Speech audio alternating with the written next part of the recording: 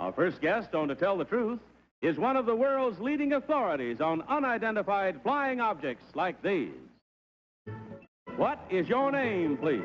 My name is Donald Keyhoe. My name is Donald Keyhoe. My name is Donald Keyhoe.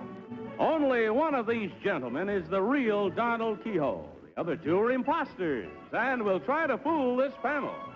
Tom Poston, Peggy Cass, Orson Bean, and Kitty Carlisle on To Tell the Truth.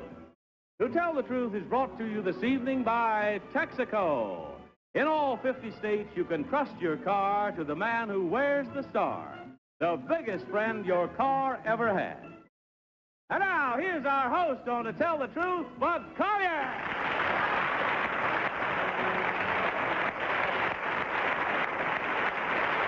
Thank you very much. Welcome once again to Tell the Truth.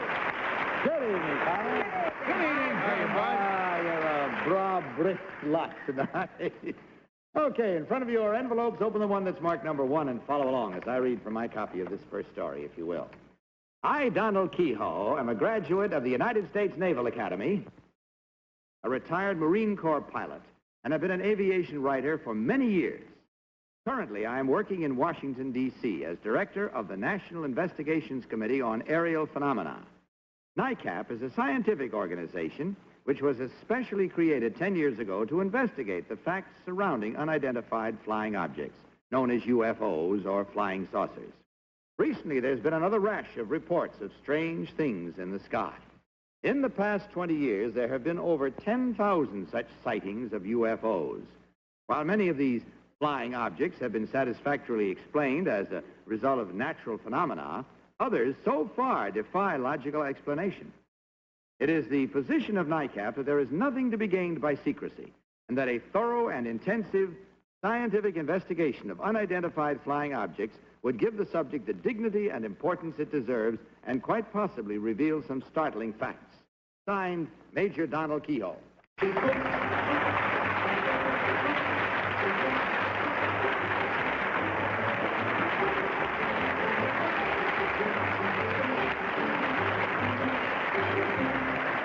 Well, panel, these three gentlemen all claim to be Major Donald Keyhoe. Let's start the questioning with Tom Poston. Tom? Thank you, Bud. One thing that's puzzled me always, number one, has there ever been any photographic, physical evidence of terrestrial disturbance by these UFOs? Yes, last year in South Africa near Pretoria, one of these objects was seen by local police on a highway, and as they approached it with their police cruiser, it discharged a blast of flame onto the highway and took off at high speed. And when they checked it, they found that the pavement had been, a hole had been broken in the pavement about 6 feet in diameter, and the macadam road was set on fire and blazed for about 3 hours. And this was officially confirmed by the commandant. That's exactly the kind of thing I mean. Number two, any of these things happen in this country? Yes, out in Denver, near Denver, Colorado, there was one that took off from a snow-covered area, and there were signs of it in the snow. That's what I... Number three, was there any radar... Peggy Cass. Number 3, where do you suppose they come from? Other planets, perhaps? That's the best explanation we can think of. I don't think they should come down here. Go away. Number 2, it says it was Coast Guard photograph number 5,554. Have you taken pictures of 5,554 of these things? Well, that's a number of a Coast Guard photograph, but that doesn't necessarily mean that they were all flying objects. Well, I saw it in number 1. I saw it in National Magazine, a picture of one, and it looked like a big hamburger with green filling. Now, they do come in sort of different shapes and sizes, right?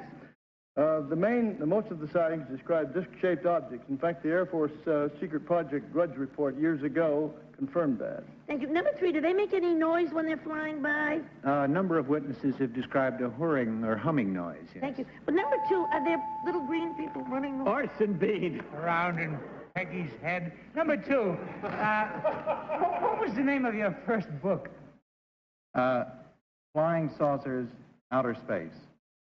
Number 1, do you agree with that? No. All right, number 1, let me ask this to number 3. Number 3, what does variety mean to you? It's an entertainment magazine. Does it mean anything else to you? Yes, one of its writers, Frank Scully, is very interested in the subject. All right, number one, who said swamp gas recently? Who said that the Dr. thing... J. Allen Hynek, the Air Force #1 consultant. Mhm. Number two, who coined the phrase UFO? Who first said... This was first used about 10 years ago when they organized NICAP. Number one, Kitty Carlisle. Number one, who is Gerald Hurd? Gerald Hurd is the author of a book, Is Another World Watching? Thank you. Number two, is your organization sponsored by the government in any way? No, it is not. In other words, number three, do you believe that the Air Force is trying to keep secrets from the general public and you are going to expose them? I'm sure they are. You really think so? I do indeed. Number one, in Gerald Hurd's book, it was said that there was a great concentration of unidentified flying objects over Fort Knox for a while. Do you remember that? Yes, that was the case in which Captain Thomas Mantell was killed chasing one of these objects. Right. Number two, were there any manifestations of burnings or anything in Michigan? I don't believe The so. ground. It's still under investigation if you're speaking of the Ann Arbor and Right. Dexter. Right. Now, Sightings. Mr., what is his name, Heineke? That's all we have time for, I'm sorry to say. We could go on with this and make one spot of it and go all night and still not wind up all the things we would like to find out about, and I wish we could. But it's time to vote now, so mark your ballots, if you will, panel. Mark them without any consultation, which you might be tempted to do on this occasion at all. And, of course, don't change once you have marked. Vote now for number one, number two, or number three. Team of challengers will, of course, receive $250 for every incorrect vote. Ballots all marked, panel? Very well. Tom, for whom did you vote? I voted for number one because of his lack of hesitation about any of his answers. He even had too much information, but gosh, he was great about telling us he looks like a soldier. Peggy Cass. Well, I voted for number three because of Frank Scully, because he looks like a Marine. Orson Bean, which one do you think it is? I didn't vote for number two because the name of the book was Flying Saucers Are Real. I was torn between one and three. Three knew Frank Scully, but I felt that one was a little more convincing. That one has just been cited. That's right. It's only swamp gas. Well, I didn't want to vote for number one because he's made up and his hands don't match his face. And if it was the real one, maybe they wouldn't do that. But on the other hand, he knew everything. And so I had to vote for number one.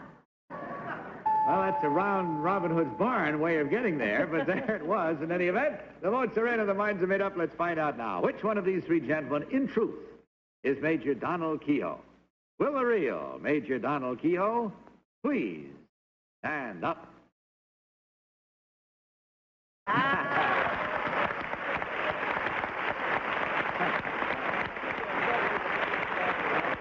Thank you, sir.